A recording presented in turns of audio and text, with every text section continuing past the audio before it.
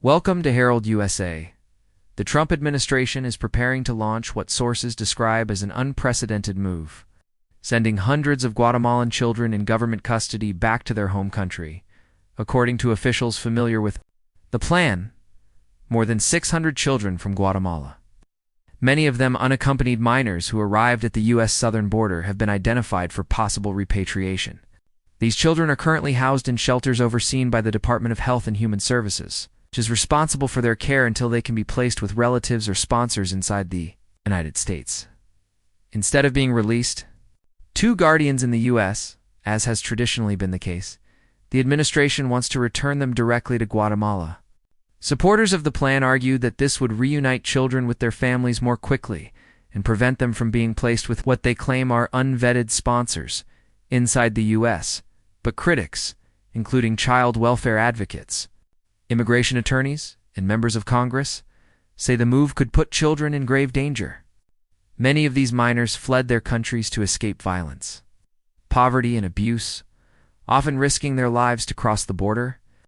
Opponents argue that sending them back without proper legal review could expose them once again to the very threats they were running from. Democratic Senator Ron Wyden has already demanded an immediate halt to the program, describing it as a violation of America's long-standing obligation to protect vulnerable children. In a letter to the administration, Wyden called the policy an attempt to disappear unaccompanied minors who sought safety in the U.S.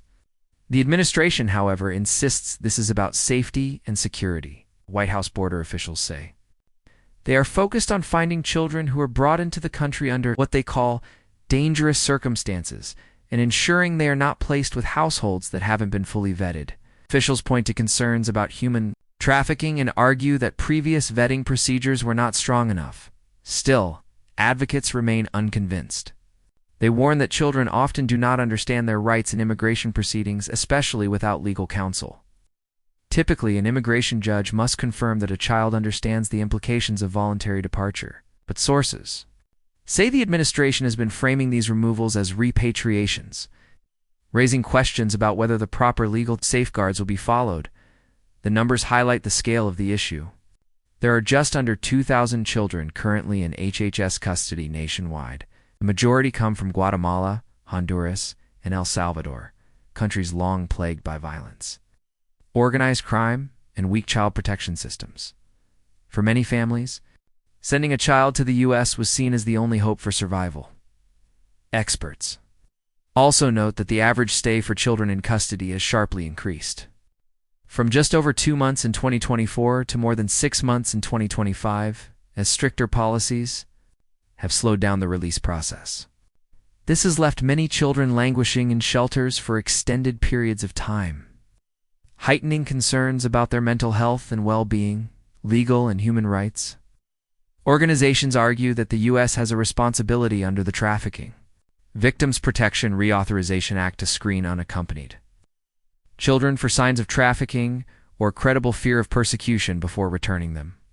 Critics warn that bypassing these protections could amount to sending children back into harm's way. For now, the Guatemalan government has not publicly commented on the plan. But behind the scenes, officials in both countries are said to be coordinating the logistics of what could be one of the largest repatriation efforts of unaccompanied minors in recent history. This is a developing story, and the implications could be far-reaching, not only for U.S. immigration policy, but for thousands of vulnerable children caught in the middle. We'll continue to track updates as they happen. Stay with Herald USA for in-depth coverage, and don't forget to subscribe for the latest on immigration, politics, and global affairs.